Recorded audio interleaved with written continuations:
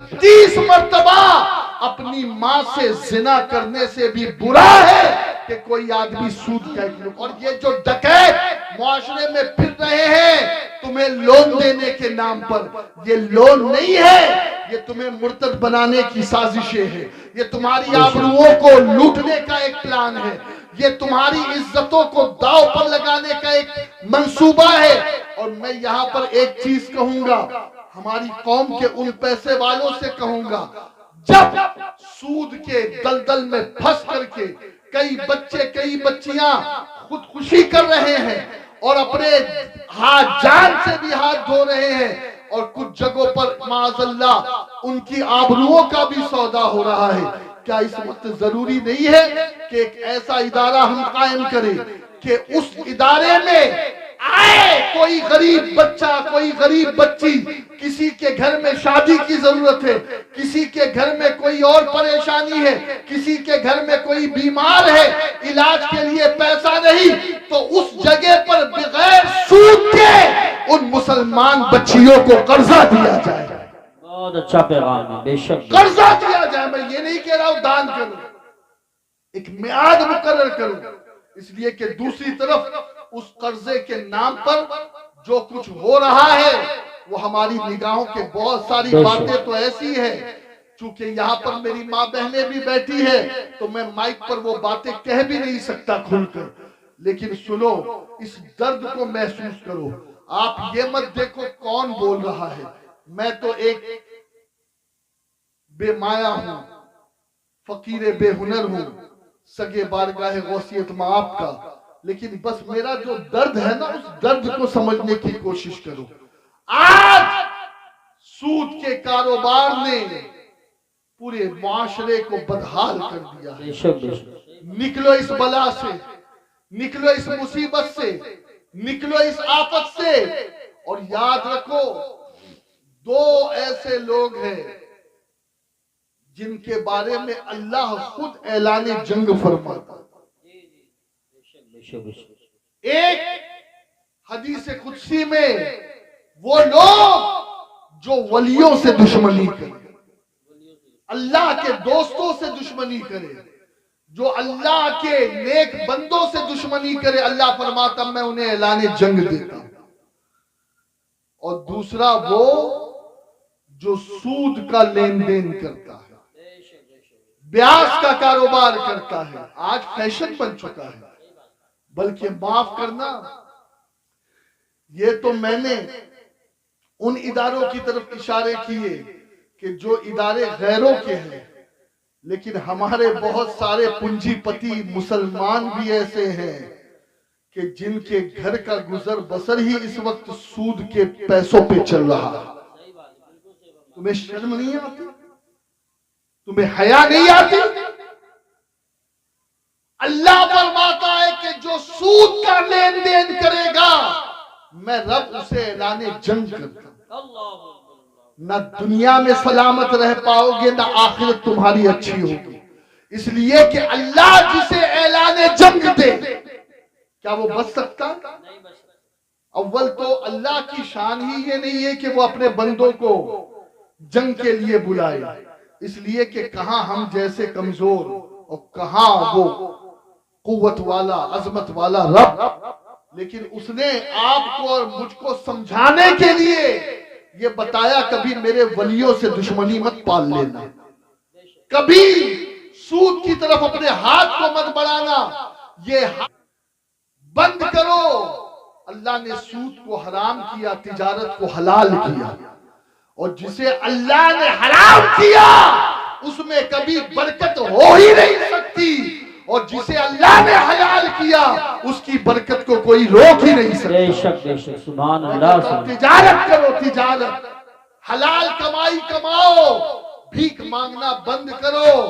اور اللہ کے محبوب فرماتے القاسب حبیب اللہ، کہ جو محنت مزدوری کرتا ہے اپنے ہاتھوں سے حلال کمائی کے لیے تگو کرتا ہے، وہ شخص ایسا ہے کہ اللہ اسے اپنا دوست بنا لیتا ہے. بے شک، سبحان اللہ سبحان اللہ. صرف نماز پڑھنے سے بندہ اللہ کا دوست نہیں بنتا، صرف داڑھی رکھ لینے سے، امامہ پہننے سے اللہ کا دوست نہیں بنتا. حلال کمائی کمانے سے بھی بندہ اللہ کا دوست بن جاتا ہے. بے شک. ہاں تو میں عرض یہ کر رہا تھا کہ دیندار کی پہلی صفت قرآن نے بیان کی. کیا بیان کی؟ کہ وہ یتیم کو دھتکارتا نہیں. اگر ہم کسی یتیم کو حقارت سے دیکھ رہے ہیں تو معاف کرنا، قرآن کی نظر میں ہم ابھی دین سے دور ہیں. ہاں دین سے دور ہے. اور سنو، بہت توجہ سے سنو، اس آیت کے شان نزول کے بارے میں ایک قول یہ ملتا ہے کہ ایک شخص کو ابو جہل نے گود لیا. کیا ہوتا تھا معلوم ہے؟ کسی مالدار کا باپ مر جاتا نا تو کچھ قریش میں اور مکے میں کچھ گنڈے قسم کے لوگ تھے، وہ فوراً کیا کرتے تھے کہ اس کی بیوہ سے شادی کر لیتے اور اس یتیم کو گود لے لیتے. مقصد کیا ہوتا؟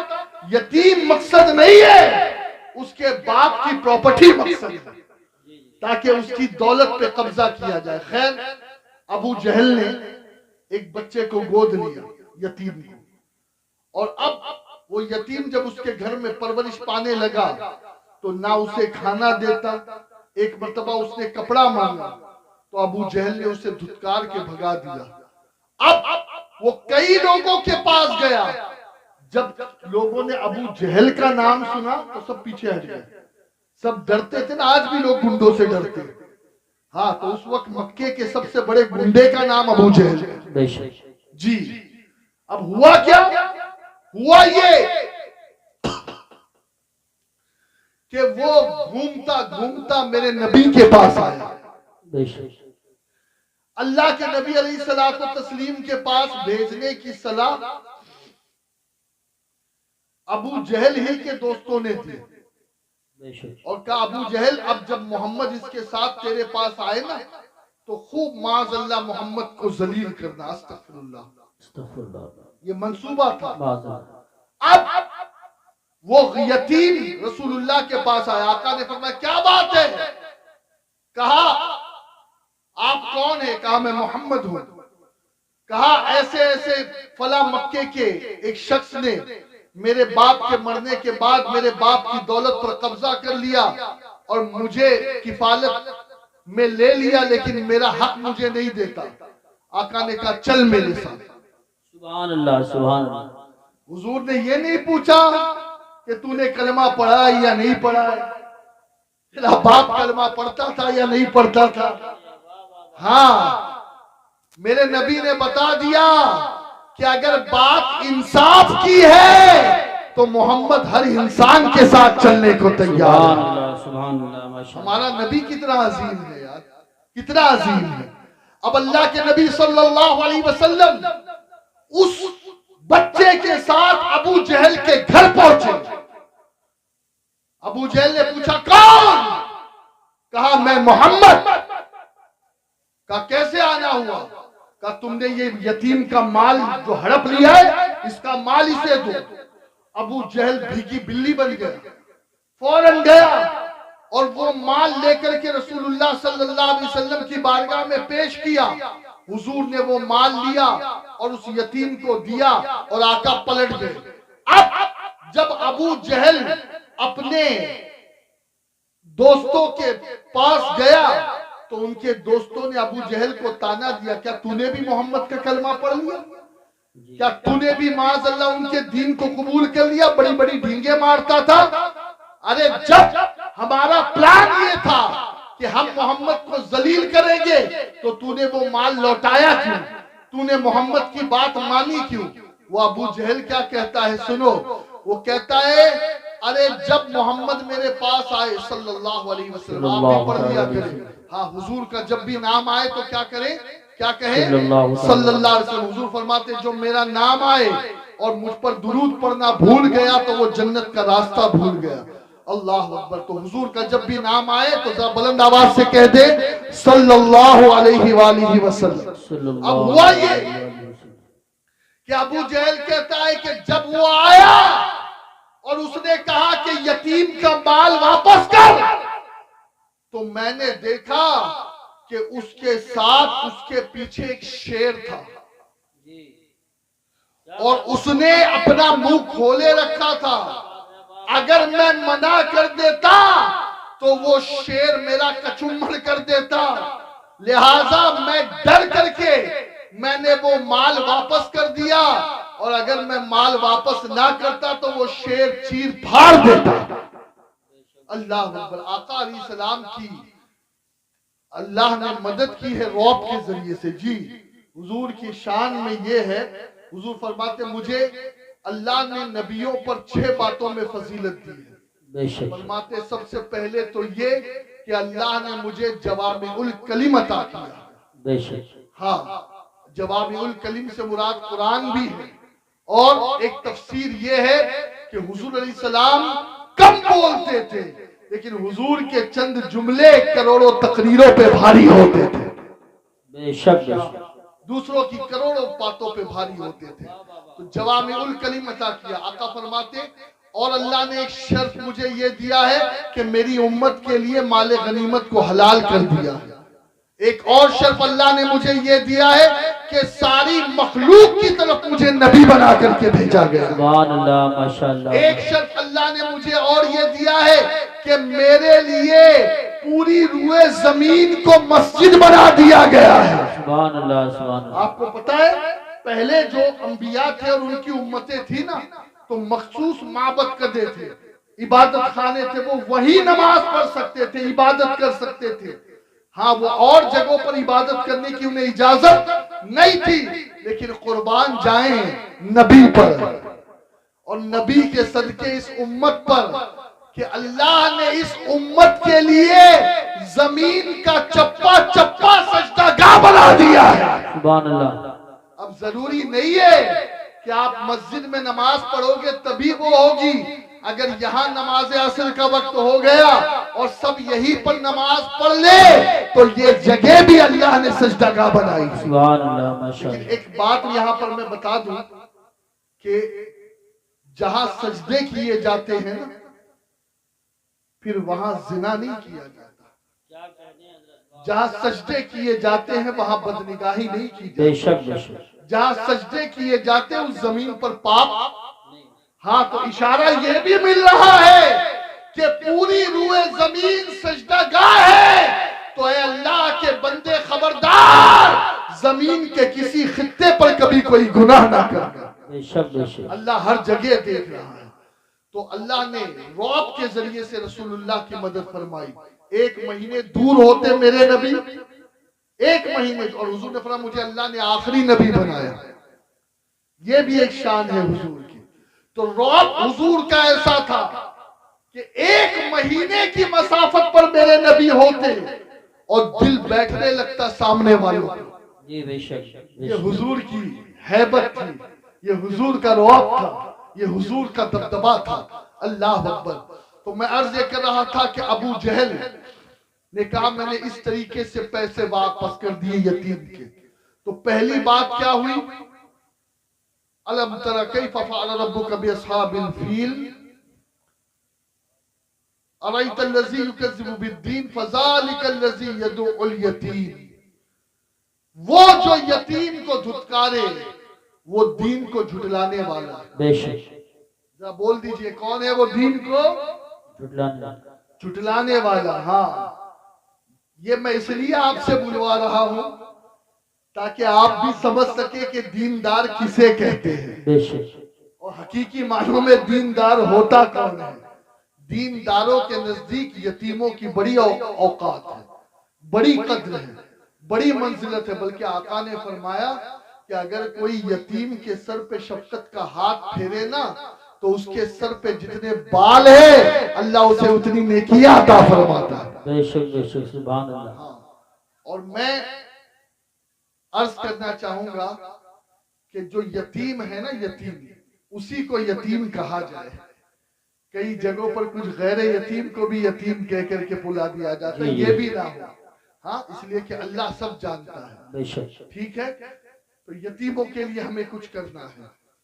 دوسرے نمبر پر اللہ نے فرمایا کہ جو مسکین کو کھانا دینے کی رغبت نہ کرے, جی جی جی مسکین کو کھانا دینے کی رغبت نہ کرے. ارأيت الذي يكذب بالدين فذلك الذي يدعو اليتيم ولا يحض على طعام المسكين. پتہ یہ چلا کہ جو پیٹ بھر کر کھائے اور مسکینوں کو بھول جائے ایسا آدمی بھی دیندار نہیں ہو سکتا. بلکہ جانتے ہو مصطفیٰ جان رحمت صلی اللہ علیہ وسلم نے کیا فرمایا؟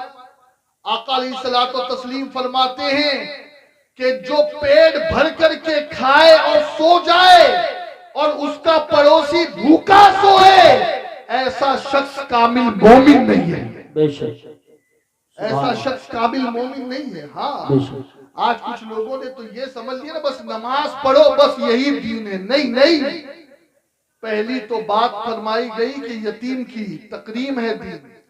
دوسری بات بتائی کہ اللہ کے نبی علیہ السلام فرماتے ہیں کہ جو بھوکوں کو کھانا کھلانے کی رغبت نہ کرے، مسکین کو کھانا کھلانے کی رغبت نہ کرے.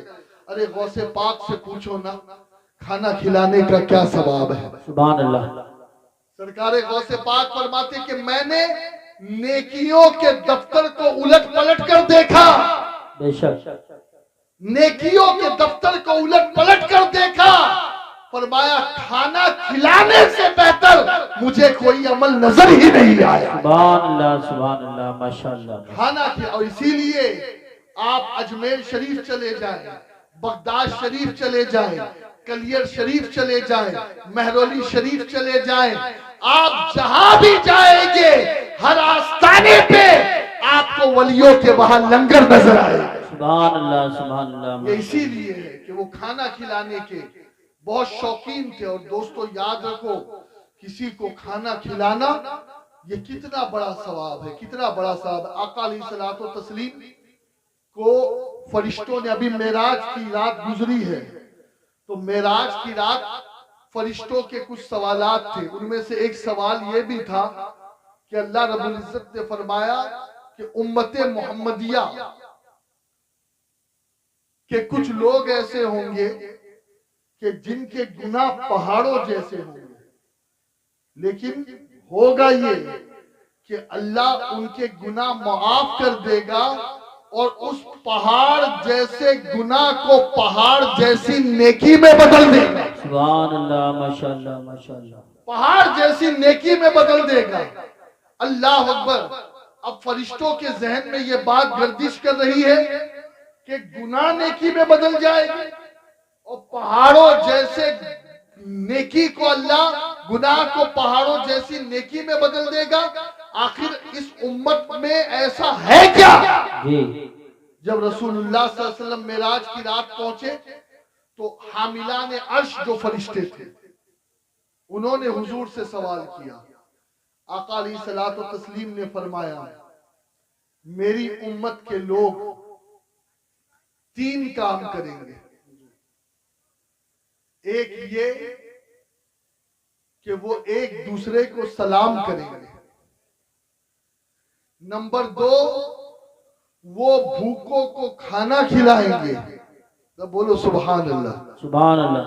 اور نمبر 3 جب لوگ سو رہے ہیں اس وقت اٹھ کر کے نمازیں پڑھیں گے تو جس کے اندر یہ 3 عمل آ جائے، جو ان 3 اعمال کا پابند ہو جائے تو اللہ اس کی توبہ بھی قبول کرے گا اور اس کے پہاڑوں جیسے گناہ کو پہاڑوں جیسی نیکیوں میں بدل دے گا. سبحان اللہ. نعرہ تکبیر، نعرہ رسالت، نعرہ غوثیت، مسلکی اعلی حضرت. بس اب جلدی جلدی اپنی بات ختم کرنے. بیٹھے رہو. ابھی جب آئیں گے تو ہم کھڑے ہوں گے، آپ بیٹھے رہیں.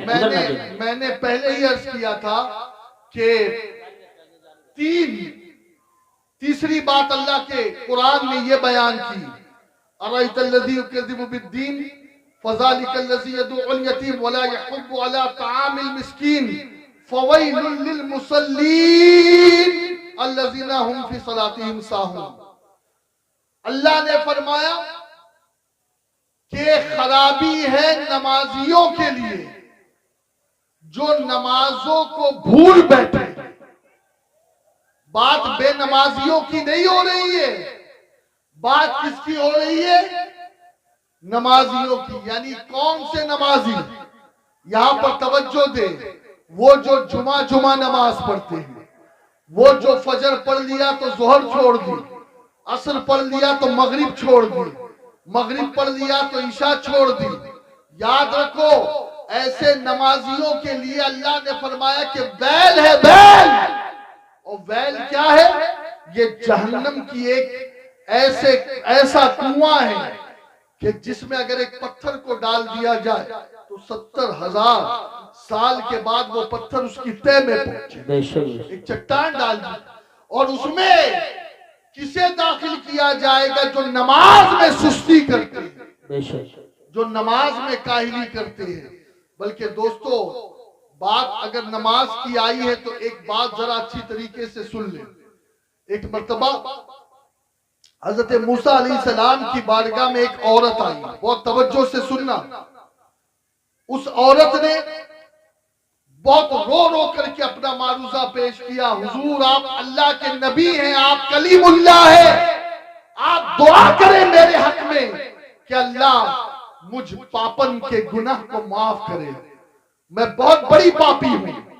اس عورت نے جب یہ بات کہی اور اس کا رونا، اس کی گریہ دیکھی حضرت موسیٰ نے، تو حضرت موسیٰ نے اس عورت سے کہا، اے عورت آخر تو نے ایسا کیا کر دیا کہ تو اتنی زیادہ شرمندہ ہے، اتنے آنسو بہا رہی ہے، اتنا رو رہی ہے؟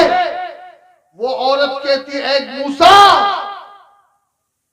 بات یہ ہے کہ معاذ اللہ میں نے اپنا منہ کالا کیا، معاذ اللہ، اور پھر اس زنا کی وجہ سے جو حمل ٹھہرا، اولاد پیدا ہوئی، تو اس اولاد کو پیدا ہونے کے بعد میں نے قتل کر دیا، مار دیا۔ معاذ اللہ، میں نے یہ دو بڑے گناہ کیے۔ پہلا گناہ کیا ہے؟ زنا، اور دوسرا گناہ اپنے بچے کا، اس ناجائز بچے کا قتل۔ اللہ اکبر! جیسے ہی حضرت موسیٰ علیہ السلام نے یہ بات سنی، آپ جلال میں آ گئے، فرمایا اے عورت نکل جا میری محفل سے، نکل جا میری بارگاہ سے، دور ہو جا مجھ سے، کہیں ایسا نہ ہو کہ تیرے گناہ کی نحوست کی وجہ سے اللہ کا عذاب نازل ہو اور کہیں میں بھی اس میں جو ہے وہ گرفتار نہ ہو جاؤں۔ یہاں پر میں میری بہنوں سے ایک بات کہوں گا، بھائیوں سے ایک بات کہوں گا کہ زنا اتنا بڑا پاپ ہے کہ موسیٰ جیسے نبی زانی سے قریب بیٹھنے کو تیار نہیں ہے، اور کیا کہہ رہے کہ زانی پر جو اللہ کا عذاب اترتا ہے وہ اتنا خطرناک ہے، اتنا خطرناک ہے کہ میں اسی عذاب کی وجہ سے تجھے دور ہونے کے لیے کہہ رہا ہوں۔ خدا کے لیے اپنے آپ کو گناہوں سے بچاؤ، اپنے آپ کو برے اعمال سے بچاؤ۔ کوئی دیکھے یا نہ دیکھے اللہ دیکھ رہا ہے۔ اب جب وہ عورت چلی گئی تو جناب جبریل علیہ السلام تشریف لائے اور حضرت موسیٰ علیہ السلام سے جبریل علیہ السلام نے فرمایا کہ اے موسیٰ وہ جو عورت آپ کے پاس آئی تھی آپ نے اسے واپس کیوں بھیج دیا؟ واپس کیوں بھیج دیا؟ تو جناب موسیٰ علیہ السلام نے فرمایا کہ بات اتنی ہے کہ اس عورت کے گناہ بہت بڑے تھے۔ کہا اس کے کیا گناہ تھے؟ ایک تو یہ کہ وہ عورت زانیہ تھی، نمبر دو اس نے اپنے بچے کو قتل کیا، قاتلہ تھی، اسی لیے میں نے اسے دور کر دیا۔ اب توجہ سے سننا اغوان پور والوں، بہت توجہ سے سننا۔ حضرت جبریل عرض کرتے ہیں کہ اے موسیٰ کیا میں تمہیں اس آدمی کے بارے میں، اس عورت کے بارے میں خبر نہ دوں کہ جس کا گناہ اللہ کے نزدیک اس عورت کے گناہ سے بھی زیادہ ہے؟ اللہ جناب موسیٰ نے فرمایا اے جبریل بھلا اس عورت کے گناہ سے بڑا کس کا گناہ ہو سکتا ہے؟ اس عورت کے پاپ سے بڑا کس کا پاپ ہو سکتا ہے؟ جو بچے کے قتل کرنے والی ہے، جو معاذ اللہ زانیہ ہے۔ اللہ اکبر! اب توجہ سے سنو، جبریل امین فرماتے ہیں کہ اے اللہ کے کلیم، بات یہ ہے کہ اس عورت سے بڑا گناہ اس کا ہے جو ایک وقت کی نماز جان بوجھ کر کے قضا کر دے۔ اللہ کے نزدیک زنا کرنے سے بڑا گناہ ایک وقت کی نماز چھوڑنا، قتل کرنے سے بڑا گناہ ایک وقت کی نماز چھوڑنا ہے۔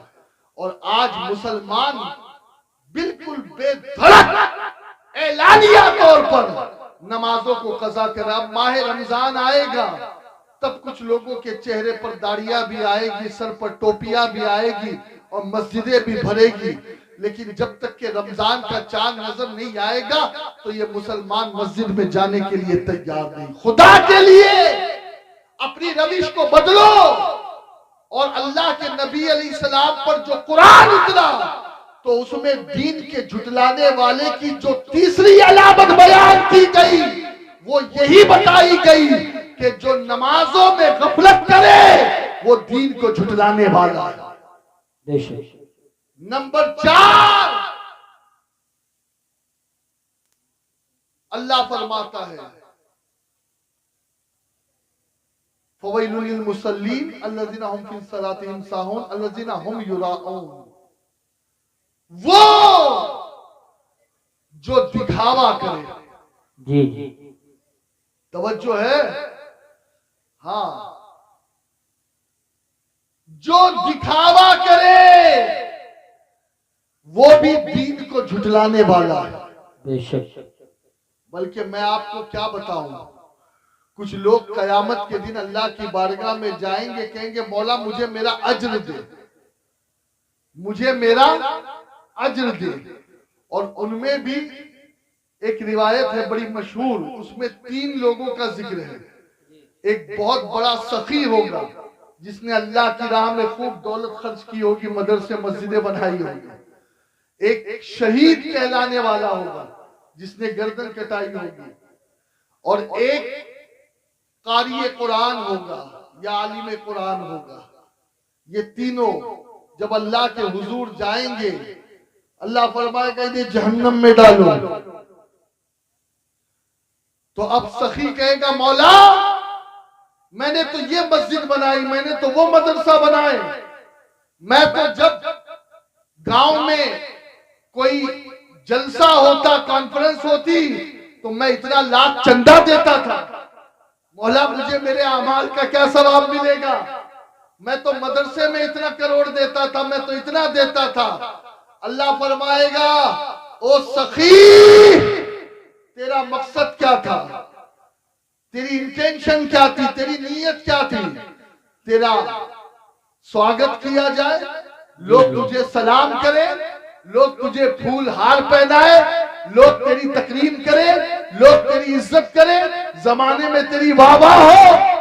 ہاں تو سن، تو نے جن کے لیے کیا تھا اس کا صلہ تجھے دنیا میں مل گیا، اگر تو میرے لیے کرتا تو میں تجھے قیامت کے دن آج اس کا بدلہ دیتا۔ بے شک۔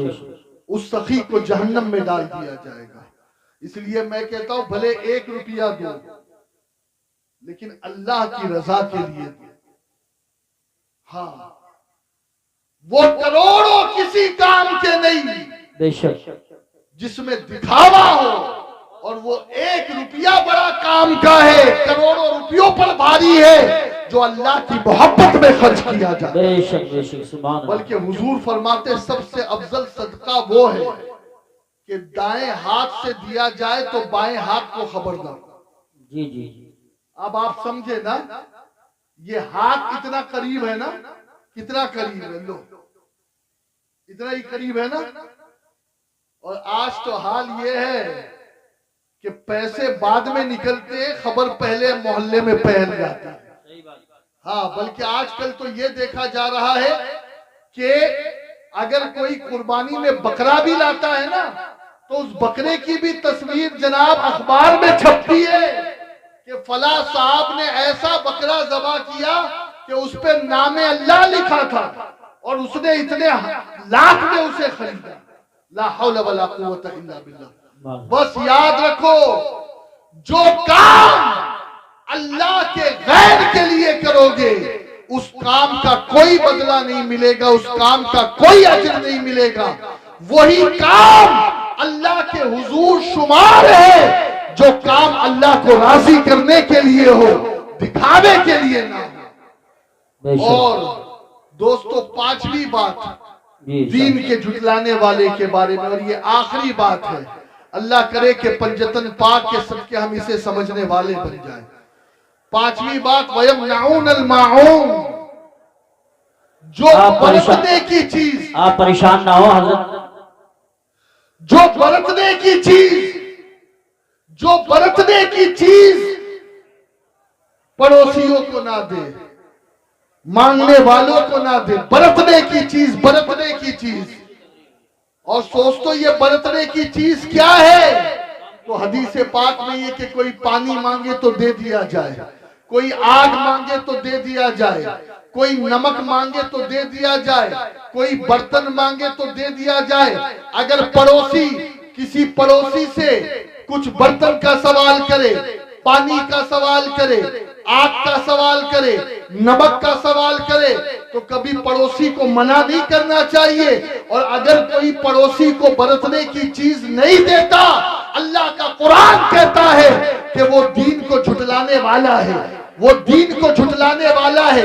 بہت توجہ سے سننا, اللہ کے نبی علیہ السلام فرماتے ہیں کہ اگر کسی پڑوسی نے کسی سے نمک مانگا اور اس نے اسے پکانے کے لیے نمک دے دیا, تو اللہ کے نبی فرماتے ہیں اس نمک سے جتنا کھانا پکا اور جن جن لوگوں نے وہ کھانا کھایا, اللہ اسے صدقے کا ثواب عطا فرماتا ہے.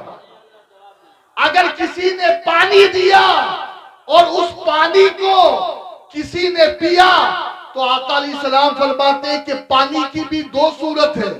ایک صورت تو پانی کی یہ ہے کہ کسی ایسی جگہ کسی کو پانی دینا کہ جہاں پانی ملتا ہو, تو اللہ کے نبی فرماتے ہیں کہ آل اسماعیل میں سے غلام صدقہ کرنے کا ثواب ملے گا. اور آقا فرماتے ہیں اگر کوئی کسی نے پانی کا صدقہ کسی ایسی جگہ پر کیا کہ جس جگہ پر پانی ندارت ہو, پانی نہ ملتا ہو, وہاں پر اگر کسی نے کسی کو ایک گھونٹ پانی پلا دیا, مصطفیٰ کریم فرماتے ہیں اللہ اسے ایسا ثواب دے گا گویا کسی مرنے والے کو اس نے زندگی عطا کر دی, مرنے والے کو زندگی عطا کر دی. اور کان کھول کر سنو, برتنے کی چیز منع مت کرو. چھوٹی چھوٹی چیز کوئی مانگے, سوئی دھاگا مانگے دے دو, کوئلہ مانگے دے دو, لکڑی مانگے دے دو, آگ جلانے کے لیے آگ لکڑی مانگے دے دو. اور آج کی صورت میں اگر کہوں گیس سلنڈر مانگے, تھوڑا سا اگر روکیل مانگے, چولہا مانگے تو دے دو. اس لیے کہ میرے پیارے آقا علیہ السلام نے یہ بھی فرمایا کہ اگر کسی نے کسی کو آگ دیا پکانے کے لیے کھانا, اور جب وہ آگ پکانے کے لیے دی گئی اور اس نے اس آگ پر کھانا پکایا, تو اس کھانے کو جتنے لوگوں نے کھایا, اللہ ہر کھانے والے کو جس نے کھایا گویا اس آگ دینے والے کو اللہ تعالیٰ صدقے کا ثواب دے گا کہ اس کی آگ سے اتنے لوگوں نے کھانا کھایا. 5 لوگ ایسے ہیں کہ قرآن کی روشنی میں جنہیں دیندار نہیں کہا جائے گا, دین کا غدار کہا جائے گا.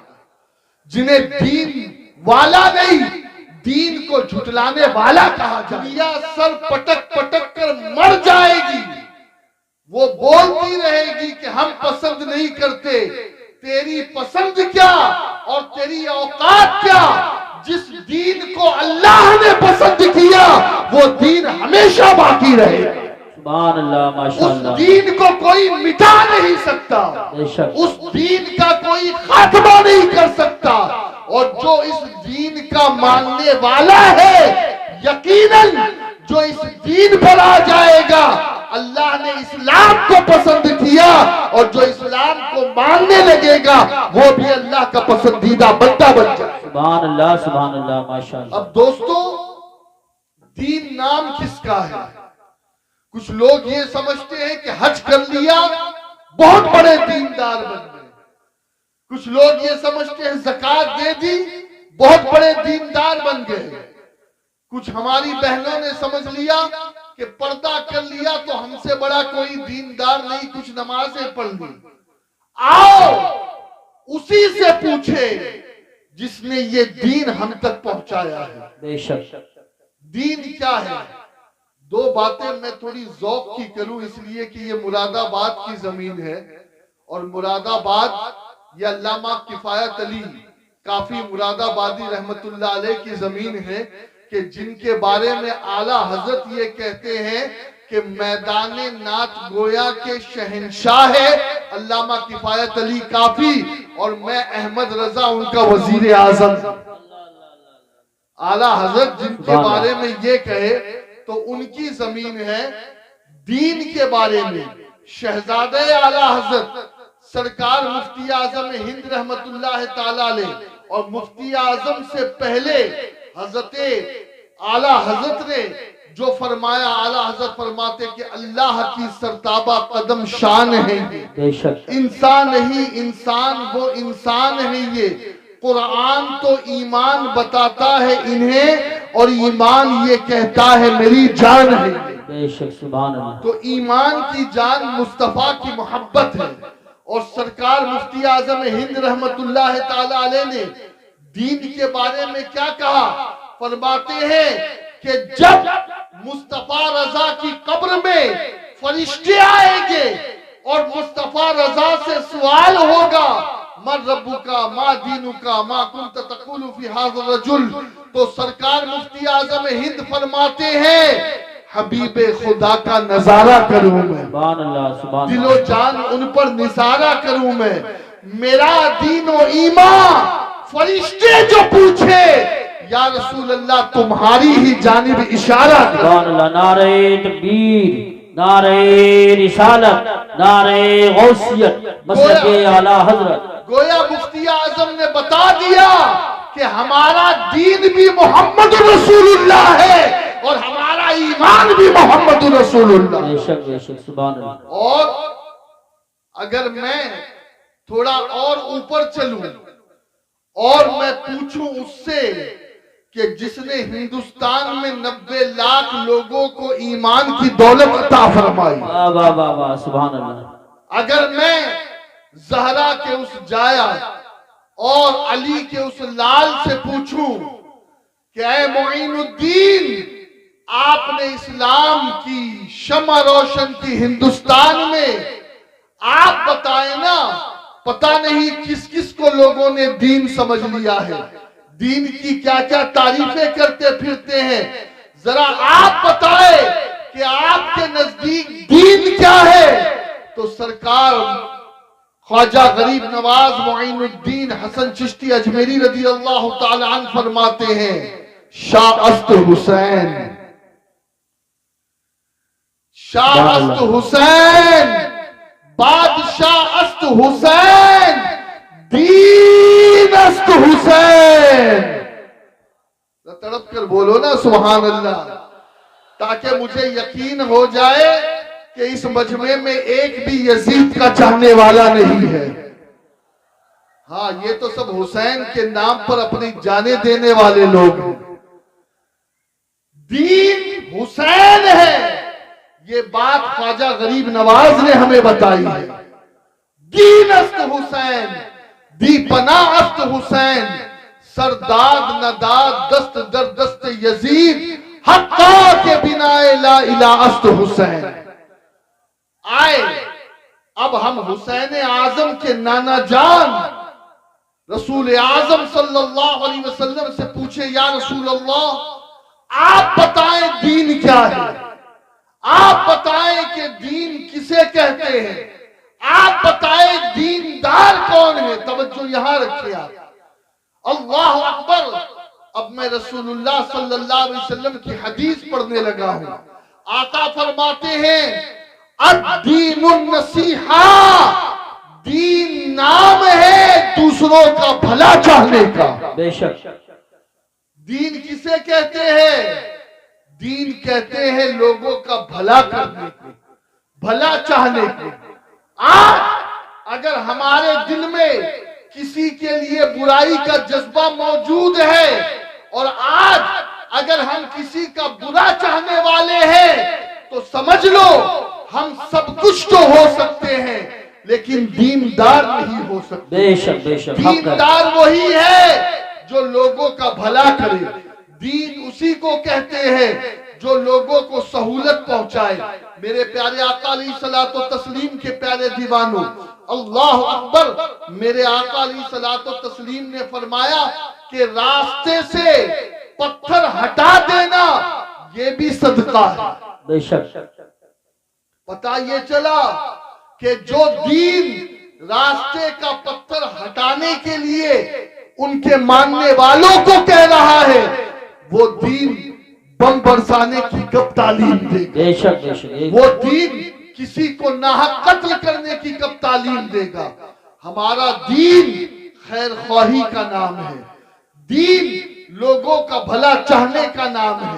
اور بس اب اخیر میں قرآن پاک کی چند آیات پڑھ کر کے دین کے بارے میں تھوڑا سا آپ کے اور میرے ذہن کو قریب کر دوں، تاکہ اللہ کرے کہ آپ اور ہم دیندار بن جائیں۔ صرف ہمارا ظاہر ہی دین نہ ہو بلکہ باطن بھی ہمارا دیندار بنے، ہماری روح بھی دیندار بنے۔ میرے پیارے آقا علیہ الصلوۃ والتسلیم کے پیارے دیوانوں، اب آئیں ہم اللہ سے پوچھتے ہیں، اے اللہ تیرے نزدیک دیندار کون ہے؟ تیرے نزدیک دیندار کون ہے؟ تو بتا، کہ ہم تو سب اپنے آپ کو دیندار سمجھے بیٹھے ہیں، لیکن کیا تیرے نزدیک بھی ہم دیندار ہیں؟ اللہ اکبر۔ اب آؤ قرآن کی وہ سورت جو تقریباً ہر کسی کو یاد ہے۔ اللہ فرماتا ارائیت الذی یکذب بالدین، اے محبوب صلی اللہ علیہ وسلم، کیا آپ نے دین کے جھٹلانے والے کو نہیں دیکھا؟ دین کے جھٹلانے والے کو نہیں دیکھا؟ یا اللہ دین کو کون جھٹلا رہا ہے؟ کون ہے جو دین کو نہیں مانتا، جو دین کو جھٹلا رہا ہے؟ اللہ اکبر۔ اب توجہ کرنا، بہت توجہ سے میری بات سننا۔ اللہ نے 5 قسم کے لوگوں کا ذکر آگے کیا اور کہا کہ یہ 5 قسم کے لوگ ہیں جو بظاہر تو اپنے آپ کو دیندار کہہ رہے ہیں، لیکن حقیقی معنوں میں یہ لوگ دین کو جھٹلا رہے ہیں۔ اے اللہ کون ہے؟ ارأیت الذی یکذب بالدین فذلک الذی یدعو الیتیم ولا یحض علی طعام المسکین فویل للمصلین الذین هم عن صلاتهم ساہون الذین هم یراؤون ویمنعون الماعون۔ اب توجہ کریں آپ، یہ 5 قسم کے لوگ ہیں۔ سب سے پہلے دین کو جھٹلانے والا کون؟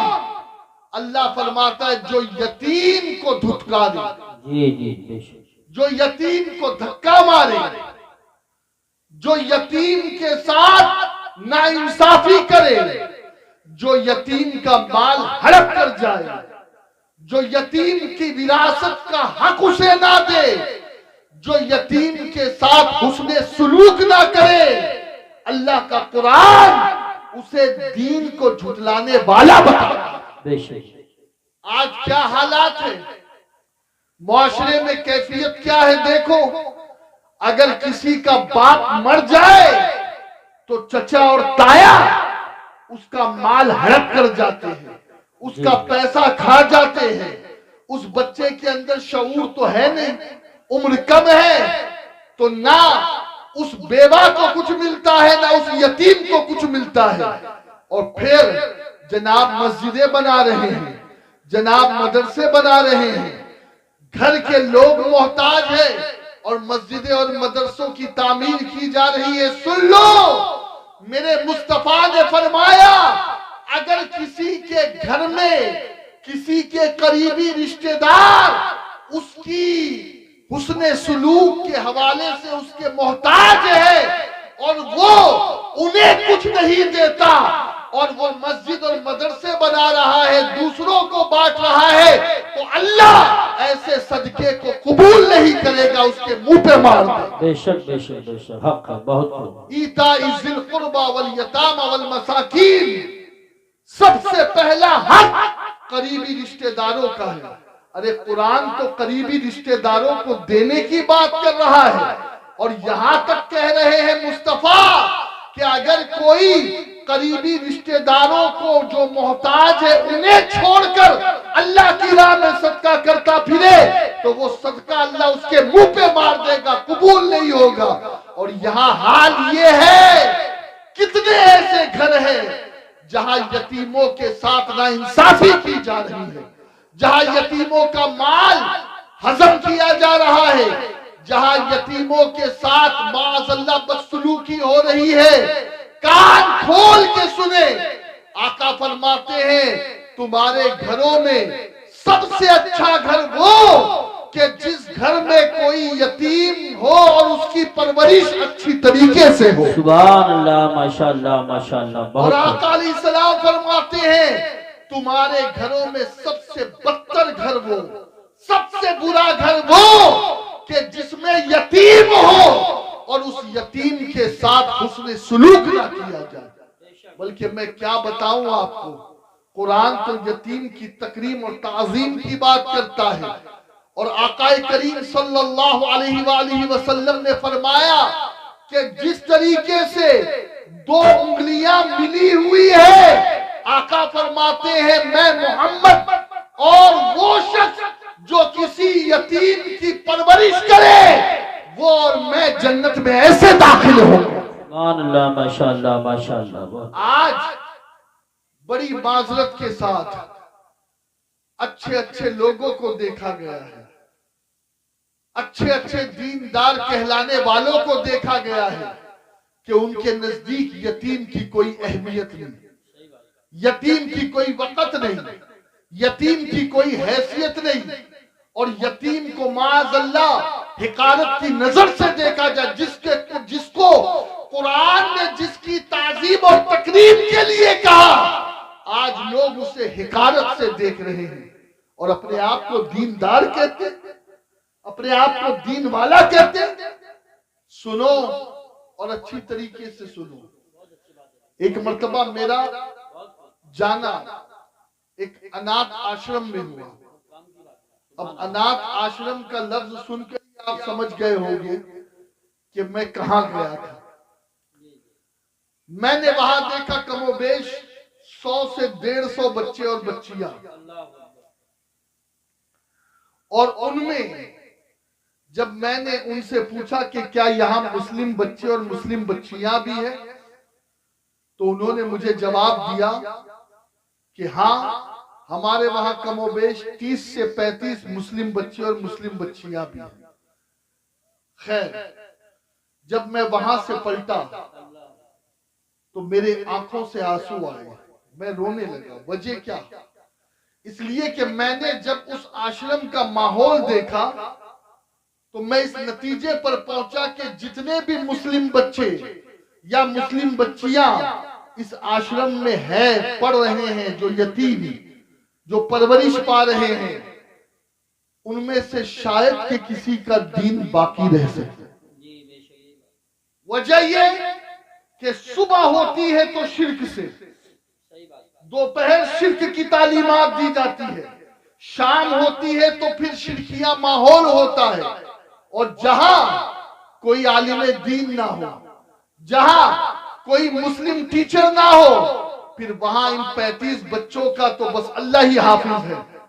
میں نے اسی وقت سوچا آج ہماری قوم کے وہ بے غیرت لوگ جو 3-3 کروڑ کی شادیاں کرتے ہیں، جن کی شادیوں میں 50-50 لاکھ روپے کا خرچ ہوتا ہے، میں کہتا ہوں بند کرو یہ سب دکھاوا، بے شک بے اور شک اس پیسے کو جمع کر کے مسلمانوں کے لیے ایک یتیم خانہ بناؤ، تاکہ ہمارے وہ بچے جو غیروں کے انات آشرم میں یا آرفن چائلڈ ہاؤس میں جا رہے ہیں اور ان کا ایمان ضائع ہو رہا ہے، ان یتیم بچوں کا ایمان محفوظ رہ سکے۔ بے شک نعرہ تکبیر، کیا نعرہ قیامت کے رسالت۔ دن ہمیں جواب نہیں دینا پڑے گا؟ یہ جو مرتد ہو رہے ہیں، یہ جو دین سے پھر رہے ہیں، آپ کو پتا ہے کسی کو کلمہ پڑھانے کا اتنا ثواب نہیں ہے جتنا ثواب کسی مسلمان کو مرتد ہونے سے بچانے کا۔ بے شک بے شک اسی لیے تو حضور شیر بشیر اہل سنت، مناظر اہل سنت حضرت علامہ حشمت علی خان صاحب رحمت اللہ تعالیٰ علیہ سے کسی نے جب پوچھا تھا کہ تم بہت زیادہ اعلیٰ حضرت کہتے ہو، تو تمہارے اعلیٰ حضرت مولانا احمد رضا نے کتنوں کو مسلمان بنایا؟ تو مولانا حشمت علی خان صاحب نے یہی جواب دیا تھا، نادان کیسا سوال ہے کہ انہوں نے کتنوں کو مسلمان بنایا؟ ارے یہ پوچھ کہ انہوں نے کروڑوں مسلمانوں کو کافر ہونے سے بچا لیا۔ سبحان اللہ بے شک۔ یہ احسان ہے امام احمد رضا کا۔ کیا بات سمجھ میں آئی کہ کسی کو مرتد ہونے سے بچانا یہ بہت بڑا ثواب ہے۔ اور میں اگر آپ کے پیر پڑ سکتا اور ہاتھ جوڑ سکتا تو وہ بھی میں کر لوں۔ مت کرو یہ فضول خرچیاں۔ اس وقت قوم مسلم کو پیسوں کی ضرورت ہے، اور ان پیسوں کے ذریعے سے ایسے یتیم خانے بناؤ، مسلمانوں کی کالجز ہو، مسلمانوں کی یونیورسٹیز ہو، مسلمان دینی ادارے کے ساتھ ساتھ دنیاوی تعلیمی ادارے بھی قائم کرے، تاکہ ہمارے بچے جو غیروں کی اسکول اور کالجز میں جا کر کے اپنا ایمان برباد کر رہے ہیں، ان کا ایمان محفوظ ہو سکتا ہے میری بات کسی کو بری لگے، لیکن یاد رکھے آپ کو برا لگے یا اچھا لگے مجھے اس کی پرواہ نہیں، کیونکہ مرنے کے بعد مجھے اللہ کی بارگاہ میں جواب ہے۔ اور قوم کے ان پیسے والوں سے، ان سرمایہ کاروں سے، ان تاجروں سے میں کہنا چاہتا ہوں، خدا کے لیے مسجدیں مدرسے یقیناً بناؤ، یہ تو ہماری مٹی میں ہے، یہ تو کبھی ہم سے چھوٹ ہی نہیں سکتا، لیکن اب ضرورت ہے کہ جب ہماری بچیوں کا نقاب چھینا جا رہا ہے یونیورسٹی میں، جب ہماری بچیوں کی آبرو ریزی کی جا رہی ہے اسکول اور کالجز میں، تو اب ذمہ داری ہے کہ مسلمانوں کی بچیوں کی کالجز ہم بنائیں، کہ وہاں پر ہماری بچیاں پردے کے ساتھ بھی جائے، علم دین بھی حاصل کرے، علم دنیا بھی حاصل کرے، اور ان کی آبروئیں بھی محفوظ رہیں۔ بے شک بے شک، بہت اچھا پیغام ہے سید صاحب۔ بلکہ ایک بات میں یہاں پر اور کہنا چاہوں گا، بات نکلی ہے تو عرض کر دیتا ہوں۔ بہت خبریں چل رہی ہے، بہت سارے ڈاکو اور بہت ساری فلن دیویاں ہمارے معاشرے میں گھوم رہی ہے، عورتوں کے بیچ جاتی ہے، یہ لو 10,000 کا قرض، یہ لو 15,000 کا قرض، 1 مہینے بعد دے دینا، 2 مہینے بعد دے دینا۔ آپ نے 2 مہینے بعد 20,000 کا قرض دیا تو پھر اس نے 50,000 کا قرض دے دیا، کہا اور بعد میں دے دینا۔ پھر معاملہ یہاں تک چلا کہ پھر انٹریسٹ اور اس قسم کی، اور پھر دوستو باتیں بہت دور تک نکلی ہے، مرد تک یہ باتیں عورتیں آنے بھی نہیں دیتی۔ وجہ یہ ہے کہ اس قرض دینے والے اس ادارے کی پالیسی یہ ہے کہ وہ کسی مرد کو اس میٹنگ میں آنے کی اجازت ہی نہیں دیتا، وہاں صرف مسلم یا غیر مسلم خواتین ہی ہوتی ہے۔ اور پھر دوستو اس پیسے چکانے کے چکر میں صرف پیسے نہیں جاتے، آبروئیں بھی نیلام ہوتی ہے، اور اللہ معاف کرے جو آبروؤں کا سودا نہ کرے پھر ان بچیوں کو جان سے بھی جانا پڑتا ہے۔ آج معاشرے میں یہ ہو رہا ہے، हाँ, बल्कि एक आदमी तो मुझे रो रो करके बता रहा था कि ये बात हमारी आंखों देखी है कि एक शख्स अपने छोटे से बच्ची को गोद में लेकर के वो घर के बाहर निकला और एक दरिंदा उसकी बीवी के साथ घर में दाखिल हुआ, सिर्फ इसलिए कि थोड़ी सी दुनिया की लालच की वजह से उस बहन ने कर्ज ले लिया था। मैं कहता हूं क्या जरूरत है तुम्हें? अरे मेरी बहनों सुनो सुनो, आपके लिए रोल मॉडल अगर है तो सैयदा ज़हरा पाक की जिंदगी है। सुभान अल्लाह। उम्मुल मोमिनीन सैयदतुना खदीजतुल कुबरा और आयशा सिद्दीका की जिंदगी है। अरे देखो ना, 3-3 दिन उनके घर में चूल्हे नहीं जल रहे, फिर भी सब्र और शुक्र से जिंदगी गुजार रही। आज अल्लाह ने क्या कमी दे रखी है तुम्हें? लालच, दिखावा, कंपटीशन। उसकी बीवी के पास कार है, मैं भी अपने शोहर को कार के लिए फोर्स करूं।